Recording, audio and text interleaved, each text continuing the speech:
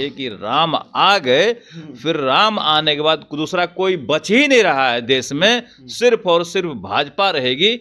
देखिए, ये हमारा काम नहीं है, ये हमारे सेंट्रल नेतृत्व का काम है कि कौन आएंगे और कौन जाएंगे। हम भाजपा के साथ आएंगे, जो आएंगे उनका देखा जाएगा भविष्य में किनसे क्या बातचीत होती है, अभी ऐसा कुछ स्पष्ट नहीं है। लेकिन बिहार भाजपा के मजबूती से लोग भाजपा की तरफ आकर्षित हो रहे हैं। नीतीश कुमार कल अपने भाषण में कहे कि हम परिवारवाद को समर्थन नहीं करते हैं। किस और इशारा था ये तो स्पष्ट है, सारे मीडिया, सारे देश और राज्य के लोग देख रहे हैं कि परिवारवाद कौन कर रहा है। बिहार में जो उनके गठबंधन के आरजेडी के लोग हैं, लालू जी के लाल लोग हैं, पूरा बेटा बेटी सब पॉलिटिक्स में जगह छके हुए, ये सबसे बड़ा परिवारवाद है।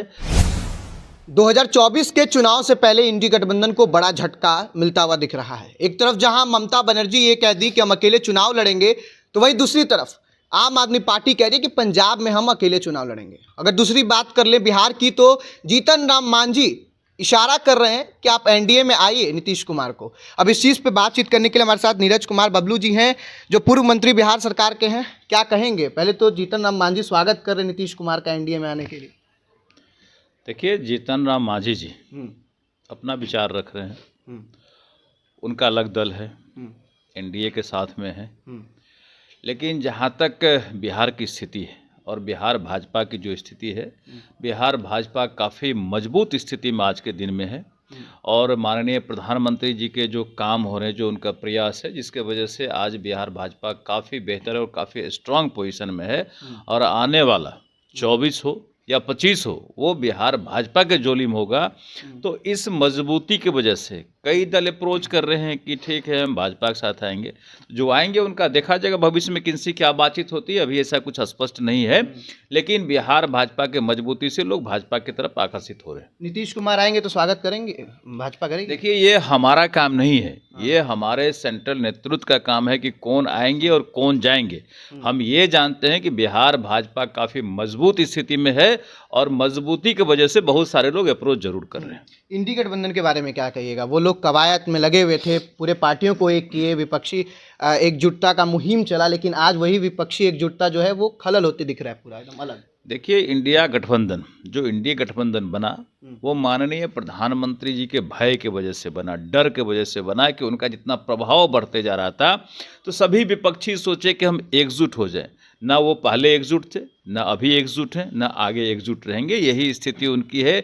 इसलिए कि मतलब के हिसाब से लोग गठबंधन किए थे, किन्हीं का कोई मतलब पूरा होते दिख नहीं रहा है। और जो माननीय प्रधानमंत्री जी का प्रभाव डे बाय डे बढ़ते जा रहा है, और ख़ास करके जब राम मंदिर का उद्घाटन हुआ, एक तरह से कहिए कि राम आ गए, फिर राम आने के बाद दूसरा कोई बच ही नहीं रहा है देश में, सिर्फ और सिर्फ भाजपा रहेगी। यही स्थिति बनी हुई है। इसलिए हर एक पार्टी में भगदड़ मचा हुआ है, इंडी गठबंधन में भगदड़ मचा हुआ है। सब अपना अपना अस्तित्व बचाने का प्रयास कर रहे हैं। राम मंदिर को लेकर लोग कहे कि भाजपा पॉलिटिकल स्टंट कर रही है, दिखावा करे, 24 की तैयारी कर रही है। ये तो जनता देख रही है कि भाजपा क्या कर रही है। जनता देख रही है कि किस तरह से सारे 500 साल का विवाद सुलझा करके माननीय प्रधानमंत्री इसका प्रयास किए और वो सुलझ गया, राम मंदिर का निर्माण हो गया। जिस समय तक नहीं हो रहा था निर्माण, उस समय विपक्षी क्या करते थे? अरे भाजपा वाले ऐसे चिल्लाते हैं, राम मंदिर बनाएंगे, राम मंदिर बनाएंगे, लेकिन डेट नहीं बताएंगे। अब तो राम मंदिर बन भी गया, डेट पर उद्घाटन भी हो गया, तो इन लोगों को जवाब नहीं फूल रहा है।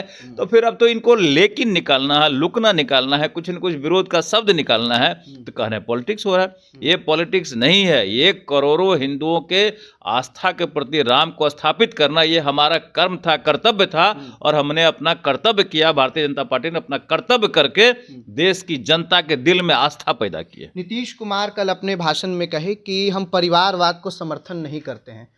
किस और इशारा था ये तो स्पष्ट है, सारे मीडिया, सारे देश और राज्य के लोग देख रहे हैं कि परिवारवाद कौन कर रहा है। परिवारवाद करने वाली पार्टी, सबसे बड़ी पार्टी कांग्रेस पार्टी है, जो परिवार से ही चलता है। तो वहाँ अटैक किया। यहाँ बिहार में जो उनके गठबंधन के आरजेडी के लोग हैं, लालू जी के लाल लोग हैं, पूरा बेटा बेटी सब पॉलिटिक्स में जगह छके हुए, ये सबसे बड़ा परिवारवाद है। तो परिवारवाद पर चोट करना तो गलत नहीं है। परिवार पर अगर चोट की है तो बिल्कुल सही की है। तो सॉफ्ट कॉर्नर बीजेपी अपना रही है नीतीश कुमार को लेकर, क्या देखिए, कोई कोई सॉफ्ट कॉर्नर की बात नहीं है। हाँ। सबसे बड़ी बात है बीजेपी अपना काम करती है। बीजेपी का प्रभाव डे बाय डे बढ़ रहा है, तो बीजेपी के बढ़ते हुए प्रभाव को देख करके लोग अपना अपना स्टैंड बदल रहे हैं। तो बीजेपी क्या करेगी? बीजेपी अपना काम कर रही है, अपना प्रभाव बढ़ा रही है, अपना काम कर रही है, लोगों के दिलों में अपना जगह बना रही है। एक अंतिम प्रश्न, जिस तरीके से आपका कहना है कि बीजेपी का प्रभाव बढ़ रहा है, जरूर ये बात बिल्कुल सही है, लेकिन आम जनों की अगर बात करें वो ये कहते हुए दिख रहे हैं कि इस बार अगर बीजेपी जदयू को साथ मिलाती है तो बीजेपी का अस्तित्व खतरे में है। फिर ये तो हम लोग पहले से कह रहे हैं कि बीजेपी को किसी छोटे मोटे दल की आवश्यकता नहीं है।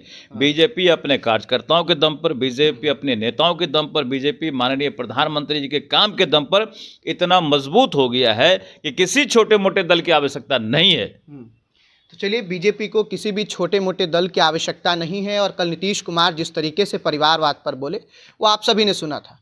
ये नीरज कुमार बबलू जी थे, जो पूर्व मंत्री हैं बिहार सरकार के। आपका क्या कुछ कहना कमेंट बॉक्स में लिख के जरूर बताइएगा। आप देखते थे सच टॉक, मैं आपके साथ आशुतोष। धन्यवाद।